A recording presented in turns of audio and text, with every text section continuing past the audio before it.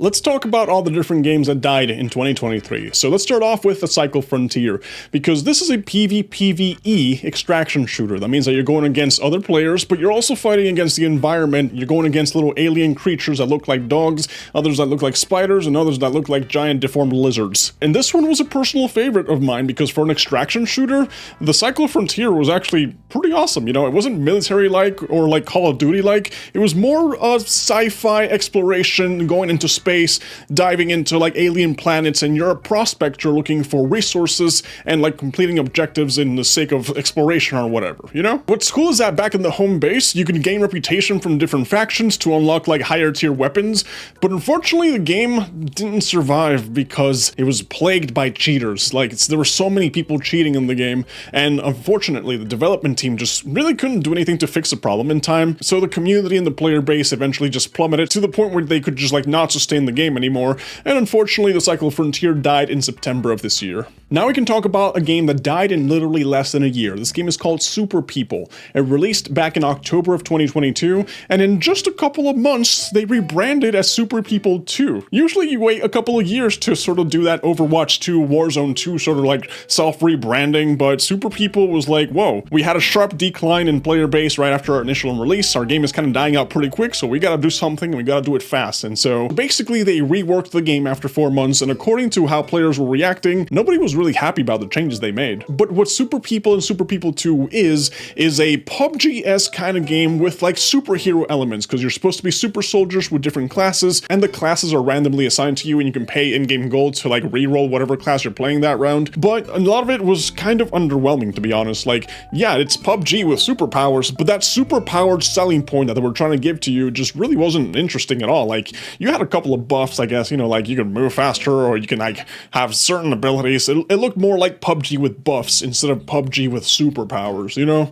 And unfortunately, it really didn't do anything to stand out on its own. I played the game for a while and I was like, okay, yeah, I think I'm done with this now. And apparently everyone else thought the same, because it released in October 2022, and already by August in 2023, so like less than a year, the game was already shut down. The game died permanently. Not to bring it up so early, but now let's talk about the saddest death of this year, the game called Spellbreak. This is a wizard-based, spell-casting, spell-slinging battle royale game that was released by Proletariat, and it was supposed to be the Fortnite killer, and I think that when all the news articles start labeling it that kind of spelled the doom for Spellbreak, because it had really big shoes to fill, because obviously you're going up against Fortnite, right? This is one of like the earliest battle royale games that was announced after Fortnite kind of just blew up, so it was like one of the first ones to the race, but unfortunately the game kind of just took a long time for it to release, and the new seasons and the battle passes and everything was always kind of just moving really slowly, so people, the player base, were kind of just got tired of waiting for it, and eventually the final nail in the coffin for Spellbreak was not the slow updates or like the declining player base or anything like that. It was the fact that Proletariat, the development team, got bought out by Activision Blizzard, and Activision Blizzard was like, hey guys, cool that you're working on that, but how about you stop, because we need help, we need developers working on World of Warcraft. So yeah, they kind of just left Spellbreak out in the dust, and Spellbreak unfortunately died January of this year. But fortunately, before the developers shut down the servers, they kind of just gave you the game for free. You know, you can go to itch.io right now and look for Spellbreak, and there the game is. You can download it, you can play it, you can host your own servers, and you have everything unlocked. And there's even a small community on the Discord server that's hosting weekly games for you to get in and play. So if you want to play Spellbreak, but you know there's nobody to play it with, check out the Discord. You can download the game and get into one of those games as well and play with people, not just bots. Another battle royale that died just a month after Spellbreak release was Rumbleverse. I swear that like 2023 was the year that battle royales just started dropping like flies. They really were just shutting down left and right, but Rumbleverse only lasted 6 months. Despite the fact that the game released on every console, and I do remember that Epic Games was pushing the game pretty hard, but unfortunately like the wrestling battle royale just really went nowhere. I don't know, I don't see that many fans that are both fans of battle royales and wrestling, and then when you combine those two, it's, I don't know, I just don't see the magic there. You know, it's pretty brave of them to want to break the mold and do something different, and to be honest, I really do love when they bring wacky concepts into like these popular genres and see how many ways you can like break the mold and like reinvent something in a fun, casual manner. But I guess that when you stray a little bit too far from what's popular, which is the shooter battle royales, you can either have a massive success or you can just be dog water, dead on release kind of game, and I think that's what Rumbleverse unfortunately ended up being. I played the game myself a couple of times, and you know, it was kind of fun. You know, I'm not gonna lie, it was kind of fun, but not something I would come back to again and again and again. I played it for a hot minute and then I just dropped it and never picked it up again. I don't know if you're starting to notice a pattern here, but a lot of these live service games tend to die out really quickly. Either they are a massive success and they live on for years, or they just have like their one moment of popularity and then they're gone forever. And the reason for that is not just because we're dealing with a oversaturated market and that everyone's trying to compete for your attention, but also because the bigger companies that are releasing all these live service games, they're just throwing shit at the wall, to be honest. They keep throwing constant shit at the wall because they only need one game to stick. Like, everything else can die, but if they get one game that it sticks, that thing's gonna be a cash cow for years and years to come. And that's why they keep releasing a bunch of like these test live service games to see if anyone likes it. And if they do, cool, let's make money. And you know, if they don't, let's move on to the next one. All right, now let's talk about Only Up. This game was literally on top of the world. Every single streamer was playing it. People loved watching it. It was one of the biggest games of 2023. It had a million knockoffs based off of it. So what exactly happened? Well, the game was technically a knockoff itself. So funny enough, the game actually suffered from copyright issues because it was using a bunch of flipped assets. And interestingly enough, despite this game shutting down, the genre itself is still extremely popular because Fortnite Only Up is one of the most popular Fortnite game modes that are out there. And of course, the Fortnite knockoff was on Fortnite, so it's technically free. Interestingly enough, the knockoff of the game, which was already a knockoff, ended up succeeding over the original that was taken down for copyright. It's a really interesting story when you think about it, but from what I read, the developer pulled the plug on the game on September just to have a little bit of peace of mind and not deal with all the stress and all the drama that the game was causing. And, you know, isn't that exactly what happened with Flappy Bird? If you guys remember Flappy Bird, the developer just ended up pulling the plug on the game because the game got too popular. I guess something similar happened to Only Up. Now, another game that just shut down this November, I was just talking about it in my recent video, was Gundam Evolution. This thing basically died in a year. And I think it has to do with the fact that it was released as a hero shooter, so kind of like an arena Overwatch kind of game, while Overwatch 2 was announced. So people were so hyped up over Overwatch 2 that now this contender comes into the fray, but they don't care about it. Everyone's just looking forward to the new and improved Overwatch 2 with the PvE content that they never released, by the way. And unfortunately, I think Gundam Evolution kind of just suffered from bad timing and a couple of questionable monetization options that they were offering, and just overall, just Gundam just seems to have a pretty bad track record when it comes to releasing video games. You know, their animes are amazing, their figurine collections pretty amazing too, but when it comes to video games, they just cannot land anything. They really can't, man. So Gundam Evolution died in November of this year.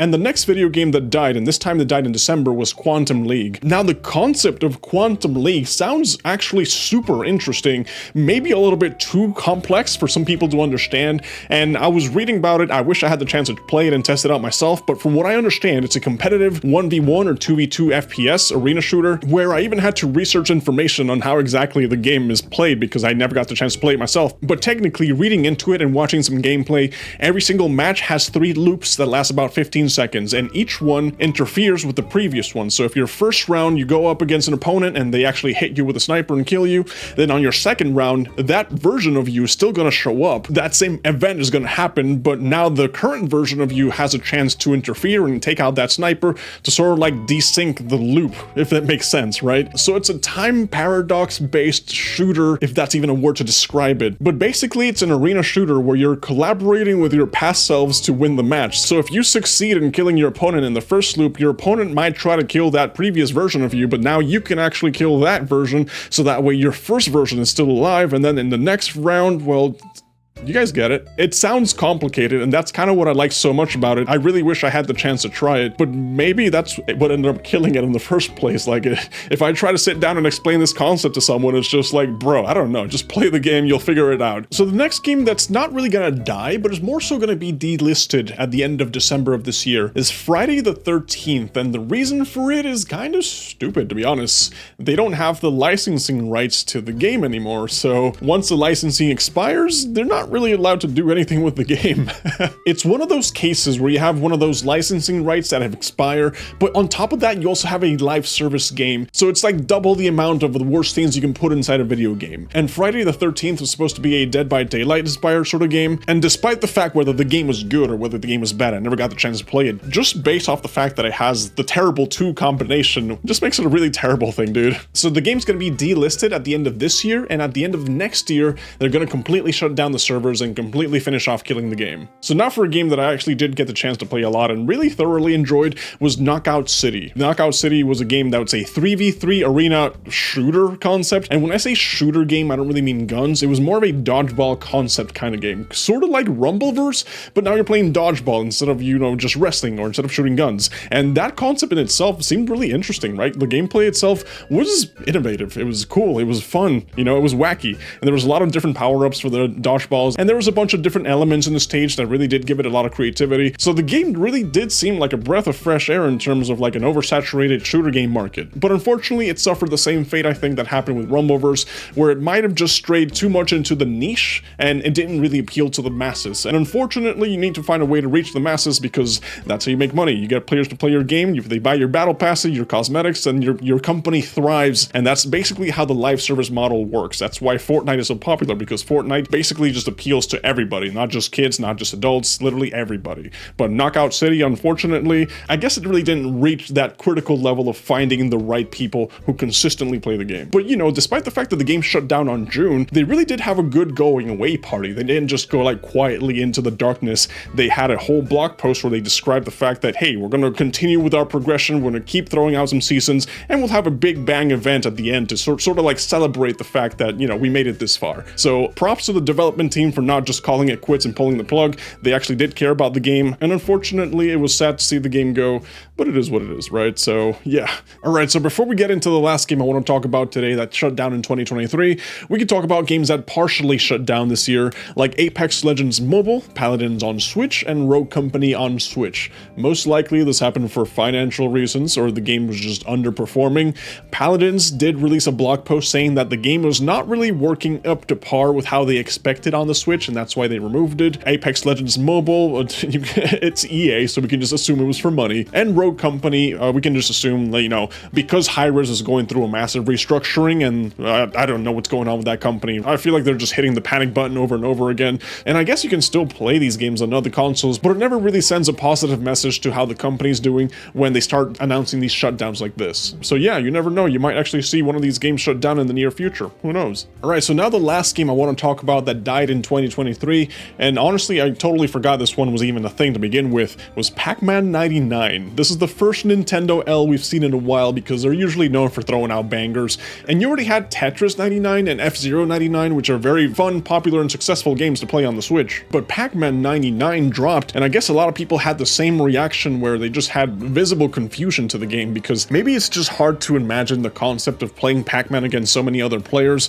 With Tetris, I guess it kind of makes sense. F-Zero is a lot more, and you know, easy to explain at this point because it is a racing game. But playing Pac-Man itself, I don't know, this is more of a personal opinion than anything, but at least Tetris requires skill, and F-Zero is a racing game, so it's kind of fun. But Pac-Man is one of the classics, you know, it's one of the greats. It's not really that fun, to be honest. You know, it's a fun little arcade game that you pick up maybe like once in a while, but you're not really gonna be binging Pac-Man 99 the same way you can binge F-Zero 99 or Tetris 99. So yeah, and that's all the games I want to talk about that unfortunately shut down in 2023.